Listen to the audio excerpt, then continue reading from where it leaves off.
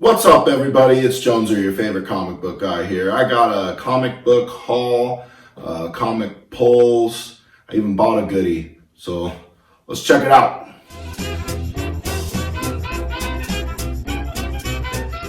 Well, I just completed a trip to my local comic book store here. I'm out in La Crosse area, so I hit River City Hobbies, which is great stuff, great comic book store. So I got to give them a quick shout out, River City Hobbies. That's where my pull list is. If you don't know what a pull list is, that's the best way to support your local comic book stores. You get on there, you tell them what comic books you like, they stick them aside for you. You come in there and pick them up. It's just the beauty of the thing. You know, I mean, you don't have to go there and hope they're still there. They got them for you. They're holding them for you. They're waiting for you to come get them. Now, there is some etiquette in getting a pull list. You've committed to buying those books. So when you show up there, you know, you don't just go in and be like, oh, I don't want that one. They bought that book for you. You asked for it. You got it. So, you know, they're counting on you. You know, so that's how you support the local business, and that's how the local business does some support for you. You know, I mean, sometimes some of these books, you know, first come, first serve might not be there by the time you get there. They held it for you. So do them a solid and pay for it. You know, I mean, I've heard of some guys showing up there and be like, yeah, I changed my mind. I don't want it. No, that's crap. You know, you gotta have some etiquette, have some class. You commit to something, you see it through. Anyway, enough of my griping about people who don't know what they're doing. Let's check out what I got. So this was on my pull list. Fantastic Four, number 30. We got the Thing here on the cover looking kind of messed up. He's looking kind of upset, you know, or evil-ish. So I'm not sure what happened to him here. Looks like it's a King in Black crossover deal. A lot of stuff happening with the King in Black. It's Marvel's latest Infinity Gauntlet deal where it's a big crossover and they try to upsell you a whole bunch of books and you just try not to buy them all. You know, I mostly succeeded at that. Moving on, another one on my pull list here. We got Wolverine, number 11. I've been kind of hit and miss on Wolverine lately. You know, I've been reading the Wolverine issues and I kind of like what I'm seeing and I kind of, you know, I don't know, that's probably not the best review I can give. Not very fun, but, you know, we'll see. I keep saying I'm probably going to drop them and pick up somebody else, but, yeah, I don't know. I like me some Wolverine. I'm hoping it gets better.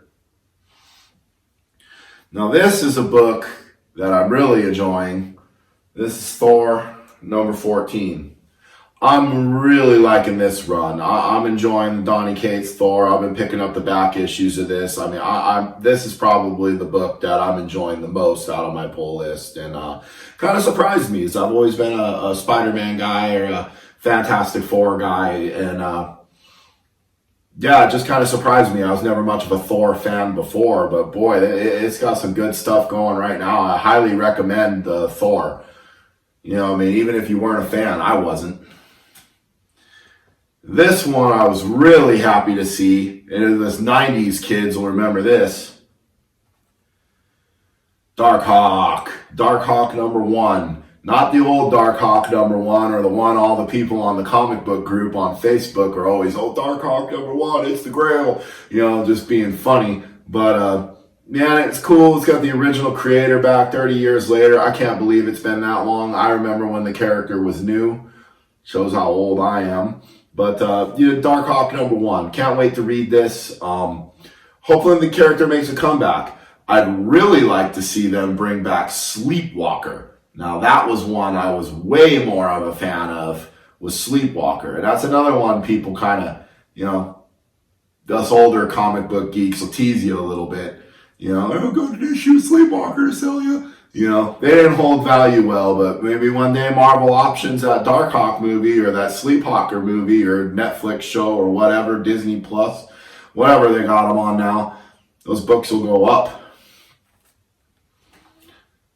Well, this one here, we got Nightwing. Was it 78? This was recommended by a friend, and I've seen some reviews on the YouTube channels of some of the comic book people I follow. we're talking about this book, and it's got a first appearance in here of, I believe, Zuko's daughter or whatnot. So, I'm kind of specking on this book a little bit, and I also wanted to check it out.